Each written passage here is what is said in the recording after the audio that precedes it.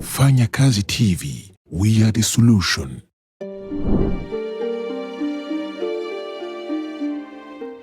Ni ikaze kuri Fanya Kazi TV, nizera ko umeze neza cyane. Aha ni hahandi usanga ubumenyi butandukanye mu byiciro kandi bitandukanye by'imibereho y'ubuzima, hahandi twungurana ibitekerezo n'inama ndetse n'ubwenge budufasha gukora akazi kacu neza, hanyuma ikinjiraga ku mufuka kikiyongera cyangwa se kikikuba.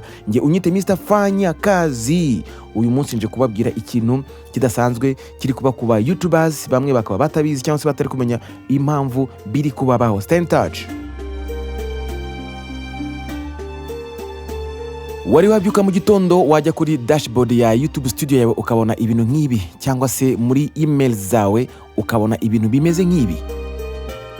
Izi ni channels zitandukanye za YouTube zagiye zifungwa, aho mu gitondo cyangwa se wajya kureba kuri YouTube studio yawe ugasanga ntayiriho, bakakubwira bati havutse iki kibazo. Abantu benshi rero bari kwibaza eske iki kibazo ni kimeze gute? Aka kantu ka circumvention kari gukubita abantu cyane.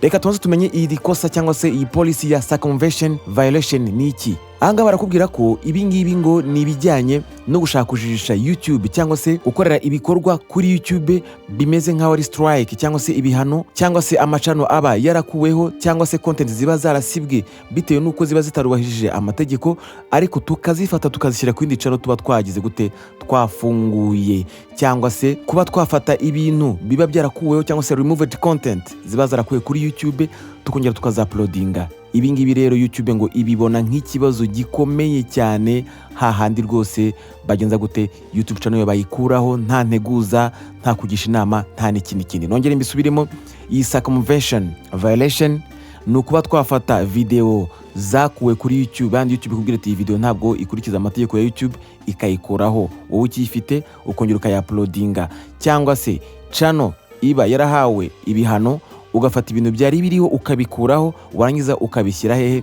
ukabishyira kuri channel uba wafunguye bundi bushyashya. Ibyo byose ni ikibazo. Iyi circumvention kuri YouTube iba ikubiyemo ibiki? Icyambere batubwira ngo ni recreating channels after termination, cyangwa se kuba wafungura channel nyuma yuko iya mbere bari bayikuyeho.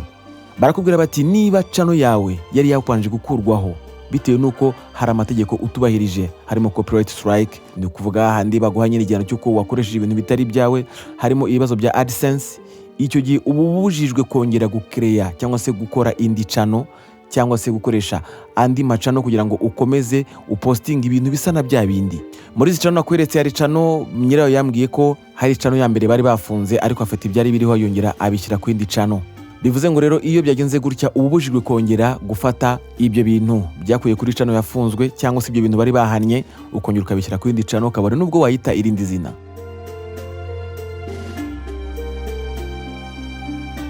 Icya kabiri kiri muri policy ya circumvention ni re-uploading removed content. Bisa n'ibya mbere ngo nukongera kwa uploadinga ibintu byari byarakuweho. Nukuvuga ngo gufata ibintu ukongera ukabishyiraho, byo tuvuze ibintu ngo nizo video, byaba ibiganiro, byaba filime, byaba indirimbo, cyangwa se ibindi bintu byose bijyanye na video zishyirwa kuri YouTube biba byarakuweho cyangwa se byarahanwe, byaba ari byabangamiye copyright cyangwa se community guidelines, no kuvuga amategeko agenga abakoresha YouTube, cyangwa se monetization violation, cyangwa ibiba byaranyuranyije na monetization. Icyo gihe ukuvuga ngo ubishyize ku yindi channel nshyashya, ibyo ngibyo babifata nka circumvention policy violation. Ikindi cya gatatu ngo ni using alternate accounts, cyangwa se kongera kujijisha YouTube ugafata ibintu bari barakubujije gukora ukaba wabikoresha ku yindi channel wakoresheje. Reka dufate urugero, barakubwira bati nubwo channel yawe yaba itarahanwe cyangwa se itarakuwe kuri YouTube, ariko ikaba hari ibintu bimwe na bimwe yari yabujijwe nka live streaming barayihagaritse, kuba wabifata ukashaka kongera kubikorera ku yindi account ifitanye isano n'iyo ngiyo ya mbere n'ubundi, nabyo bifatwa nka circumvention policy violation. None rero nibihe bintu bigira ku muntu wakoze iyi circumvention violation? Icya mbere, channel bahita bayisiba.